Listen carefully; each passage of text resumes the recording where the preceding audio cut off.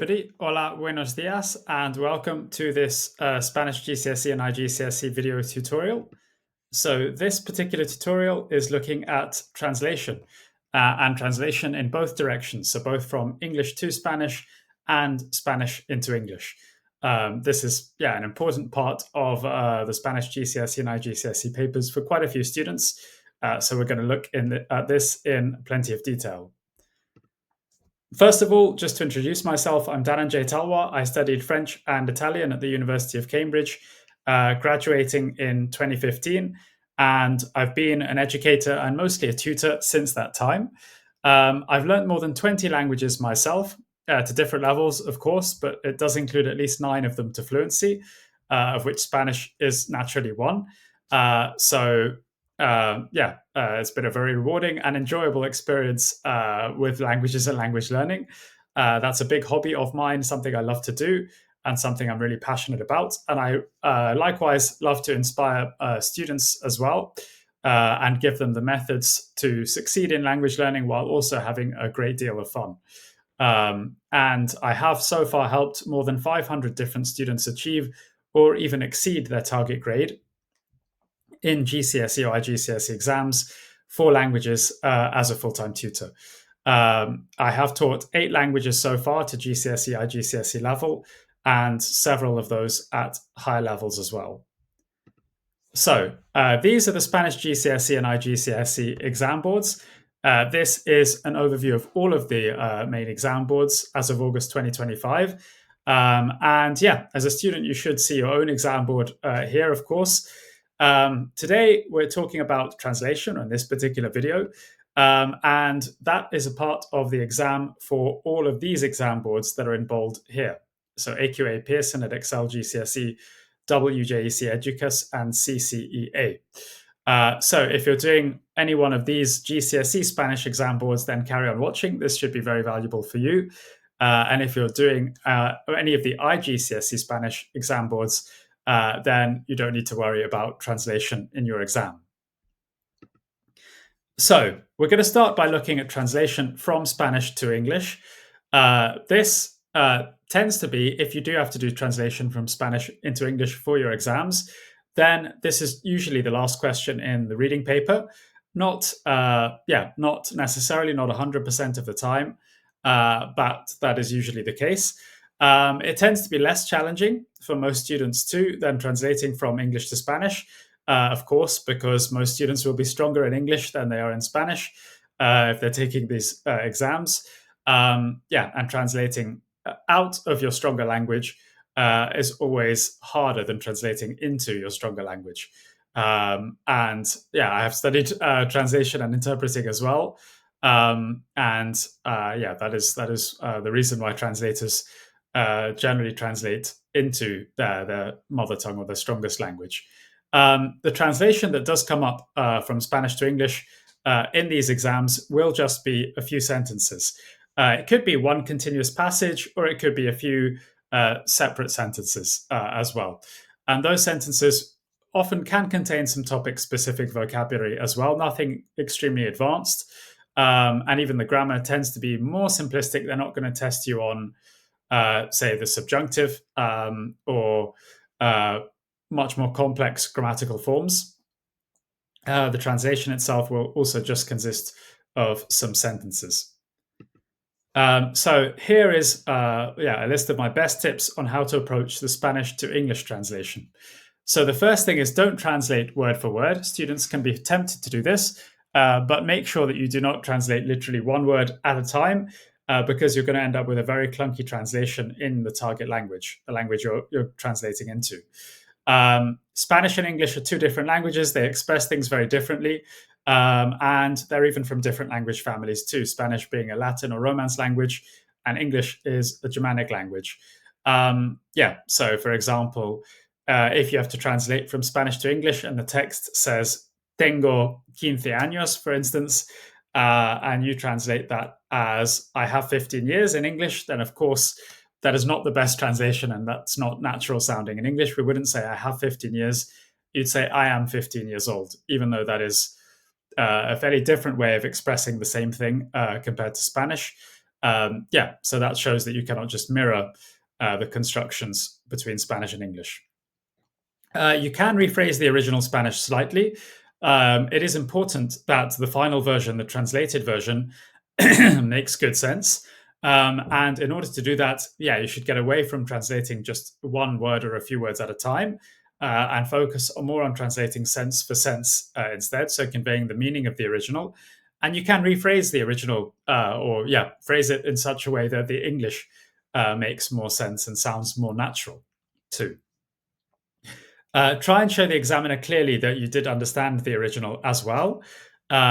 So, if there's an opportunity to stick closer to the original while still, yeah, conveying or producing a translation that does make good sense in English, then you can do that. Yeah, the examiner does want to see that you have understood the original version in Spanish clearly. And make sure you've accounted for every word in the original. That means that you cannot leave words out or skip words or ideas or concepts that are written there in the Spanish. You must include all of that in your English translation. You may not actually translate every single word individually from Spanish to English. There may be words that are sort of incorporated as part of a phrase when you're going into English, but you cannot ignore them or leave them out. You have to make sure that you account for them in some way in your translation. Be careful likewise about tenses and common differences between Spanish and English. There are plenty of these, some notorious ones too. And I'm going to take you through some of the most common and salient differences between the two languages later on in the video. And if you do not know a word, then try and guess it from context. Try not to spend too long on individual words or phrases. Yeah, if you don't know a particular word, yeah, and you're translating from Spanish to English, then try and guess it from context. That is obviously most likely to arise that you don't know a word in the original Spanish, and yeah, try and guess from the words around it. There are some other strategies too to try and work out unknown words, looking for other similar words that you may know, for instance. Yeah, so that's what you should try and do. Check your work. That is really important. Make sure to check carefully. So don't skip over that. And particularly check for small mistakes. Check that you've understood the original fully and conveyed that clearly in your translation. But also check for the content and that you followed the instructions as well. So make sure that you haven't missed anything out, for example. Those are the things to check through. I'm going to give you one example now. Here's something I did earlier. This one comes from the 2023 paper for AQA. You can see the instructions written below. Your Spanish exchange partner sends you this message, translated into English for a friend. And just below that is the actual text, of course, to be translated. Further down is my model or sample translation in English. So I'm going to give you a bit of time to think over this. I'll point out a few things as well as we go. But yeah, you can see that I've actually kept the translation itself relatively simple. I've tried to stick to the actual original Spanish when possible to show the examiner that I've understood it. There are potentially, yeah, opportunities, ways that I could have translated things which are further away from the original Spanish. But if possible, I've kept it relatively close to the original Spanish. For instance, yeah, donde el sueldo es muchísimo mejor. Yeah, I've translated it where the salary is much better. You could translate it in different ways. I could translate it, for example, by saying, I would love to work abroad because the salary abroad is much higher, which essentially conveys the same or a very similar meaning. But I've translated it more closely, closely linked to the original Spanish because there's no need to go further away here. It still makes good sense in English. And that also has the effect of showing the examiner clearly that I understood the original. There are instances where there are clear differences here between the Spanish and English. Cuando termine mis estudios, that's a present subjunctive form used to convey the future meaning because you will have finished your studies in the future in Spanish. In English, you'd simply use the present tense. So, of course, I've stuck with that when I finish my studies. I haven't said when I will finish my studies or anything like that, because that wouldn't make so much sense in English. And the most important thing is that the final version, the translated version, makes good sense and can be clearly understood. Um, at times, yeah, if you translate word for word, for example, things like en el extranjero, that would come out as a very stilted or odd translation in English. In the outside or abroad, yeah, you would simply say abroad, for instance. So be careful about that. Don't translate word for word or be tempted to do so too much. And yeah, you can see that they have used some range of tenses in the original version in Spanish, but it's relatively simple. They haven't used extremely complicated verb forms generally. Do make sure to pay attention to the tenses when you are translating as well. I've translated the imperfect tense, for example, with typical imperfect tense translations in English, like we used to, were doing, and so on. Um, yeah, and I've made sure to translate the future tense with typical future tense translations, like I will, I'm going to spend, or so on in English. Okay, now let's go on to translation in the other direction from English to Spanish, because both of these can, of course, come up. And if you do have to do translation from English to Spanish as part of your GCSE exams, then this is normally the last question in the writing paper. Yeah, so it's normally part of the writing exam. This is, of course, naturally more challenging for most students than translating from Spanish into English. If you're going out of your mother tongue or out of your stronger language, that is going to be more challenging. And so this is likely to take a bit more time in the actual exam. It can take more practice and revision as well. So good to be aware of this. And again, it would just consist of a few sentences, a mini passage that you have to translate, or individual sentences laid out one by one, and they could contain some topic specific vocabulary too. So, the way to approach this is similar in some ways when you're translating from English to Spanish. Again, make sure that you don't translate word for word. You can come up with or produce some very odd sounding translations if you do that. And it is very important that the final version you produce in Spanish here would be comprehensible and make good sense. Um, yeah, the examiner should not have to really strain or put in a huge amount of effort to be able to understand it. If that's the case, you risk losing marks. You can rephrase the original English slightly. The most important thing, again, is that your final version makes good sense in Spanish. Yeah, so even if you have to rejig the original English somewhat, or if you don't end up translating very literally, which is actually a good thing, that's absolutely fine.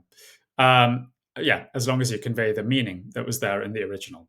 Make sure you've accounted for every word or concept that was there in the original, so don't leave out anything. Again, the two languages that can express things quite differently, as we'll see in a bit more detail. Yeah, make sure that you don't leave out anything that was there in the original version.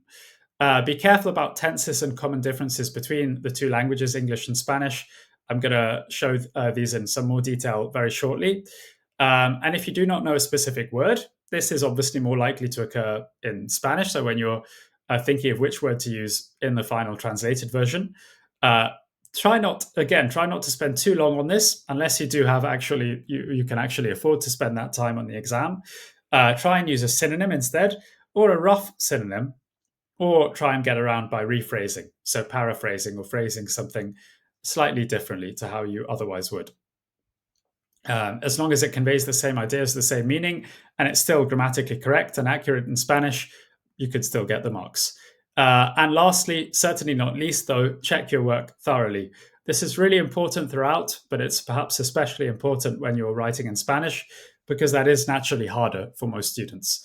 And when you're writing in Spanish, as you are when you're translating into Spanish, you must make sure to check for small mistakes, but also for things like spelling, punctuation, and grammar, or SPAG, as they're known altogether, because those are the typical mistakes that many students are likely to make when translating into Spanish. You should also check the content, make sure that you've included everything too. I would look back over the instructions, make sure that I followed those, and that I didn't leave anything out, for instance, as well, because all of that can affect your marks. But certainly the spelling, punctuation, and grammar, those are not things to neglect while checking.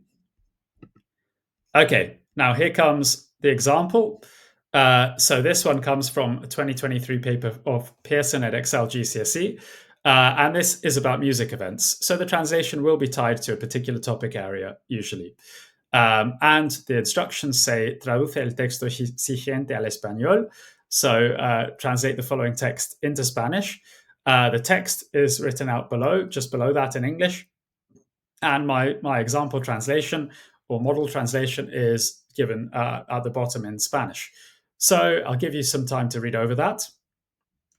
And I'll point out a few features or things I've done again as well. So again, I've translated it relatively simply. I haven't tried to use very complex structures in Spanish, particularly when they're not needed. You don't have to. Prioritizing accuracy is the main thing. So the main thing is that it is accurate and correct in Spanish, and of course that it conveys all of the meaning and all of the information that was there in the original text. At times, you can translate word for word, where the Spanish and English would work very similarly. But at times, you do have to go slightly further away from the original version, perhaps, where there are differences.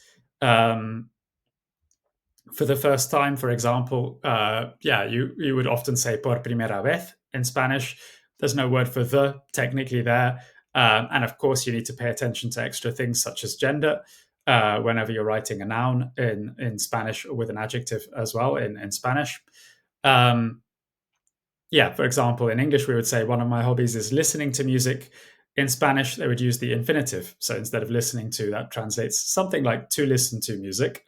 But you have to be aware of those fairly common differences between the two languages. You do have to be quite careful when translating into Spanish to make sure everything agrees. So the subject of the sentence must agree with the verb. The verb ending has to reflect that. The adjective must agree with the noun it describes too. Those are common areas where students can lose marks. And be careful with the tenses as well. For example, last July we saw that should be preterite tense. That would be the most accurate in Spanish. So vimos. Soon we will attend. That's the future tense. So make sure to know how to convey that in Spanish. Certainly paying attention to which tenses you have to use is one of the keys as well. Okay, now as promised, we're going to look at common traps or common differences between the two languages, English and Spanish, and these also account for many of the mistakes made when translating between the two languages. These are just some of the most common differences. There are obviously others as well, but these are the most notorious ones. So Spanish uses the definite article. The definite article means the word for the in English. They use that a lot more than we do in English. So in Spanish, there are obviously various different words for the, various different versions of it, which agree depending on the gender and number of the noun that follows. You have to be careful of that as well. But they use it in general a lot more, and even when they're making generalizations or generic statements. So in English, we would say, I like apples. In Spanish, they would say the equivalent of I like the apples. Me gustan las manzanas.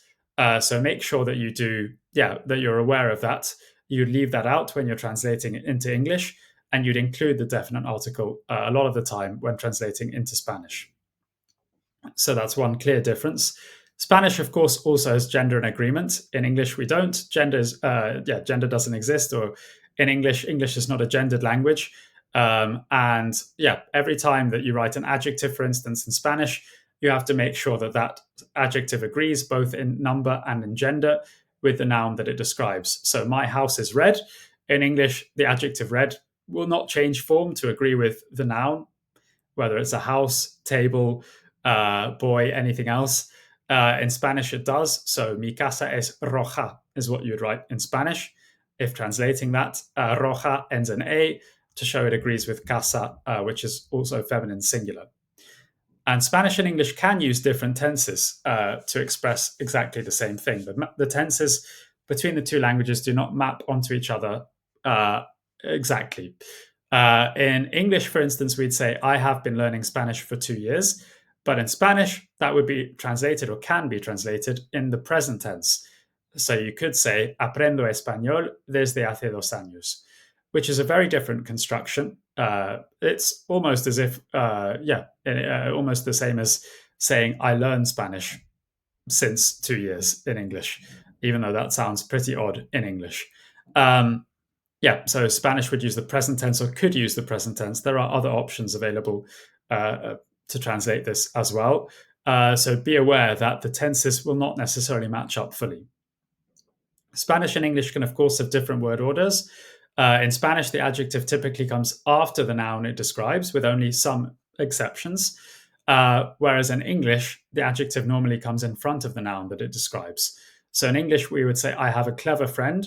But in Spanish, that becomes tengo un amigo inteligente. Inteligente, intelligent, or clever comes after the noun. Spanish and English can use different prepositions too. So, in English, we'd say, I think about my family. In Spanish, they would say, pienso en mi familia, which sounds much more like, I think in my family. So that sounds very odd, or can sound very odd to English native speakers. But be aware that the prepositions between the two languages can look very different or be used quite differently.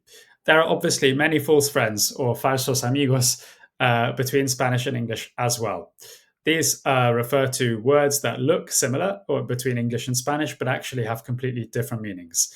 One very famous example and particularly funny one is the word embarazada. That Spanish word does not actually mean pregnant. It does not actually mean embarrassed. It looks like the word embarrassed in English, but it doesn't mean embarrassed. It actually means pregnant instead. I'm sure, loads of people learning Spanish have made embarrassing mistakes actually with that false friend. Make sure that you don't make those kinds of mistakes. There are lists of false friends out there on the internet, false friends between Spanish and English, of course, which you could use as part of your revision as well. Okay, now we're going to go through a quick quiz, testing your knowledge and understanding of translation between Spanish and English. Question number 1. Why is translating word for word generally a bad idea? I certainly did explain that. Hopefully you were able to take that in. Let me give you a few sentences before I reveal the answer. Okay, here is the answer. So English and Spanish certainly express the same concepts and ideas pretty differently, or they can do. So translating one word at a time usually will not work well at all. There are times when it can produce an accurate translation, but most of the time it won't. And the important thing is to translate the meaning. So translate sense for sense rather than word for word. Question 2 is true or false. English uses the definite article, which is the word the, more than in Spanish. Is that one true or is it false? Again, something that was mentioned. Okay, I will show the answer for this. This one is false. It's Spanish that actually uses the definite article, the equivalent of the, a lot more than English does. And that includes when they're making generalizations or more blanket statements as well. We certainly don't use it when we're making more blanket or general statements in English. Number 3, true or false again. In Spanish, adjectives usually come after the noun. Is that true? That was talked about towards the end. So hopefully fresher in your memories. We'll try and remember this. And I'm going to show the answer now too. This one's true. So there are only a few adjectives, a handful of adjectives perhaps, that are exceptions to this rule in Spanish. Most Spanish adjectives do come after the noun. With only a few of the most common adjectives coming in front of the noun. And number 4, what should you do if you're translating from English to Spanish and cannot remember a particular word in Spanish? What should you do? Just a hint. Put your hand up and start crying, or ask the teacher for help. That's not actually the answer. I will reveal the correct answer just now instead. So obviously try and express the same idea in a different way. If you really cannot remember a particular word in Spanish, try to get around it in some manner. And there are ways to do that. For instance, potentially using a synonym or rephrasing so that you convey the meaning that was there in the original in some way. Okay, so if you have questions about any of this, Or if you'd like information regarding more personalized help, which I do provide too, you can get in touch by email, through Facebook, or through Instagram. I post on Facebook, Instagram, and LinkedIn on each of those platforms every day. I share my love of languages with people, encourage them to hopefully keep on learning more languages, and make sure they're aware of the benefits of doing that and know how to do so while having a lot of fun too. I post a lot about GCSE and iGCSE language papers, though, as well, including how best to revise, how to make sure you're feeling confident and well prepared, and more.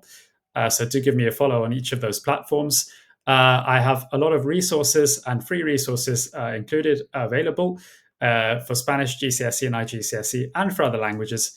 And I do one-to-one classes, group classes, courses, and plenty more. So do not hesitate to get in touch if you'd like to know more of any of that.